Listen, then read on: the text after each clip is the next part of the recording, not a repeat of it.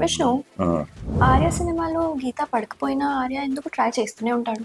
ఆర్యకి ఏకప్రేయస గండం ఉంది. ఆ అమ్మాయి పడదు అని తెలిసిన వెనకే తిరుగుతూ ఉంటాడు అనమాట. బేసిక్గా ఆ గండం చాలా మంది కుర్రోళ్ళకి కామనే, అంతే కదరా? నిజం కదా? ఆరెంజ్ సినిమాలో రామ్ చరణ్ లాస్ట్ కి జెనీలియాకి ఎందుకు ఓకే చెప్తాడు? ఆయనకి అప్పుడు అష్టగ్రహ కూటమి నడుస్తుంది. అప్పుడు కనుక చెప్పలేదు అనుకో, మళ్ళీ 400 సంవత్సరాల తర్వాత పుట్టి చేజింగ్లు గీజింగ్లు ఇవన్నీ ఎందుకని చెప్పి ఓకే చేసాడు. నెక్స్ట్ సింగిల్ సినిమాలో శ్రీ విష్ణు పాపం ఎంత లవ్ చేసినా కూడా లాస్ట్ కి ఇద్దరు హీరోయిన్ వదిలేశారు ఎందుకు? సినిమా చూడలేదా? చూశాను కానీ చెప్పు. ఆ రోజు అమావాస్య, నల్లుంగి కట్టుకోకూడదు. నల్లుంగి కట్టుకుని తిరిగాను కాబట్టి కష్టాలు. నిన్ను కోరి సినిమాలో పల్లవికి ఉమామహేశ్వరరావుకి పెళ్ళి ఎందుకు అవ్వలేదు? పాపం ట్రూ లవ్ కదా. న్యూమరాలజీ ప్రకారం మనోడి పేరు ఉమా, యుఎంఏ.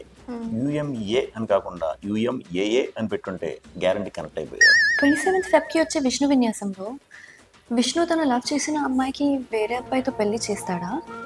విష్ణు, నీకు తెలిసిన వాళ్ళల్లో ఎవరినైనా ఒక అబ్బాయినిచ్చి నాకు పెళ్లి చేస్తావా?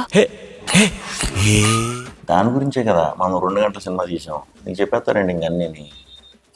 ఆ రోజు గ్రహాలన్నీ చాలా క్లీన్గా నీట్గా అలైన్ అయి ఉన్నాయి. సో మీరందరూ కూడా థియేటర్లకు వచ్చేసి ఆ విషయం ఏంటని తెలుసుకుంటారని మనస్ఫూర్తిగా ఆశిస్తున్నాను.